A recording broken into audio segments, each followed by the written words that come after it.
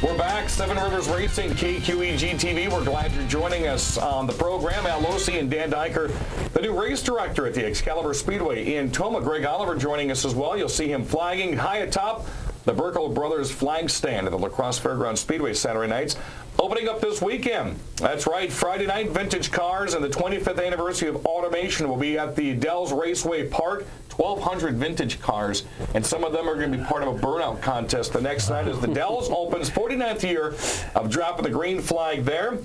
Pits open at noon, fan gates at 3, qualifying at 3:30. Racing gets underway at 6:30 with late models, sportsmen, pure stocks, bandits, and the vintage cars. And they're also going to have an automation burnout contest at 5:30. Mississippi Thunder Speedway for the first time ever on that dirt track.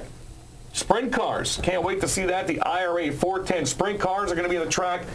You'll see the likes of Scotty Neitzel, Mike Reinke, the current points leader, Travis Whitney, Dave Udick, John Haney, Wayne Majeski, used to run with the World of Outlaws, as well as Donnie Gayden. A lot of Wisconsin flavor going to be racing at Mississippi Thunder this weekend.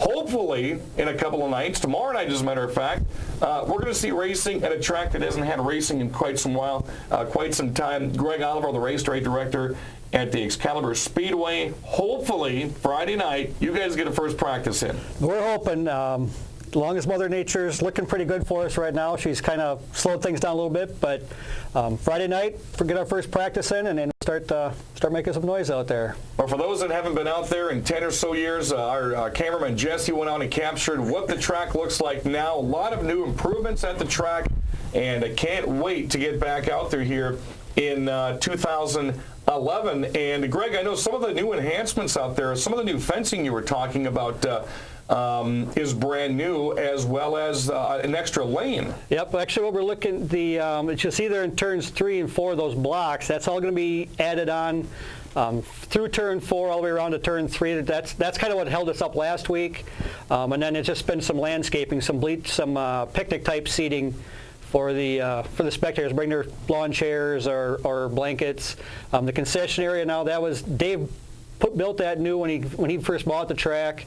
Obviously, we've been freshening it up, cleaning up, fresh paint on everything, and we're open. Everything looks nice and pretty when we open the doors. And again, that's where I will be. Yep, this will be this is the VIP side of it here. So we do have some VIP seating. It's beautiful view overlooking the track. This is a pit exit as you come off the track onto the pit and then through the pit area. On that VIP seating, businesses can contact you and get their employees. Myself or Drew Kybeck, our marketing guy, and we can get VIP seating up there for the night. And this is our tech area. This is looking down the front stretch, and the track was originally built. There was no wall. You just went out in the sand, just like the 1964. Yep. And so Dave has really done a lot to the track. He had a vision for what he wanted, and he's done a really good job.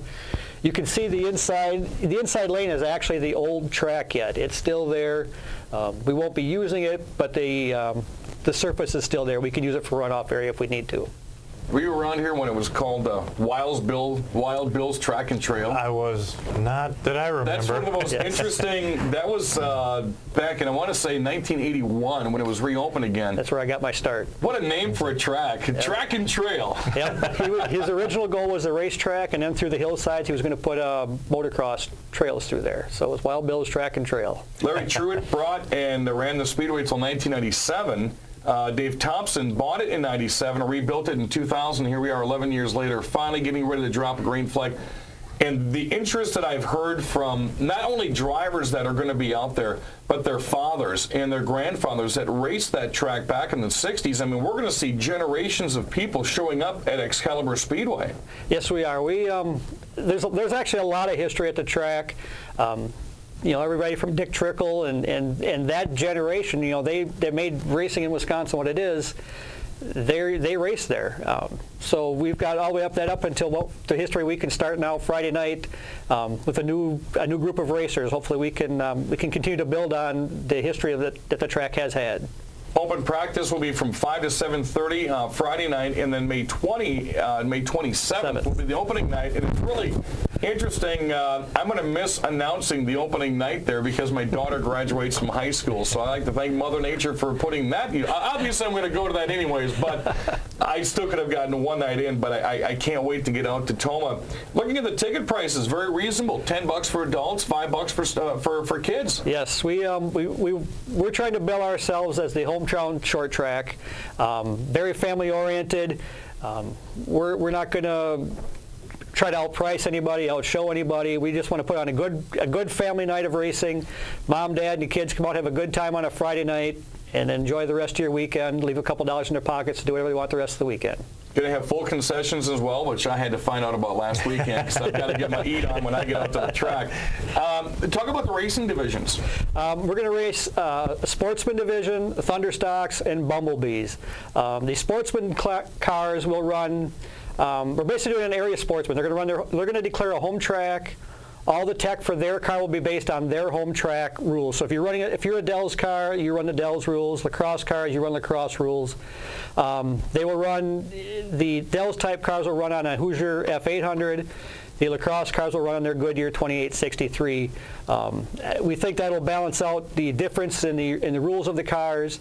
The Thunderstocks are going to use the Lacrosse Speedway rule book, and the Bumblebees will run the Lacrosse Hornet rule book.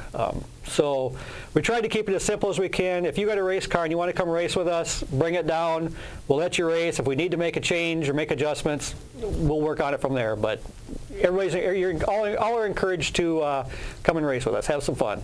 Also this year, they're going to have the ASA trucks. They're going to have ASA sportsmen. They're going to have chaos events, which are kind of like novelty type events. And you can find the entire schedule, ticket prices, pit gates open at 4, practice 4:30, grandstand 6 o'clock, qualifying at 6, and racing at 7:30 on Friday nights. ExcaliburSpeedway.com for all the latest there. And again, they're going to be running a practice tomorrow night and then opening night on the 27th. Greg, we appreciate you stopping in. Congratulations and good luck on a new season. Yourself, Drew Krybeck, doing your marketing, and Dave Thompson, the track owner. Yeah, we're looking forward to it, and it's been a learning period, so I hope to have a lot of fun with it. Well, so do I. I think it's going to be excellent. Another track out here in western Wisconsin, and it's got a lot of history behind it as well.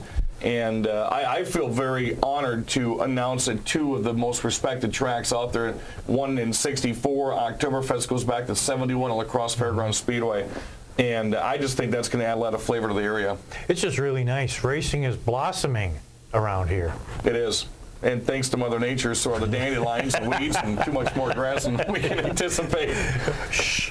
Again, we hope to get the program underway Saturday night at the La Crosse Fairgrounds Speedway. Gates open at 6, qualifying 6:15. I'll be on the mic at 7:30. Excalibur Speedway practice tomorrow night at 5 to 7:30. Highway 21 in Tomah.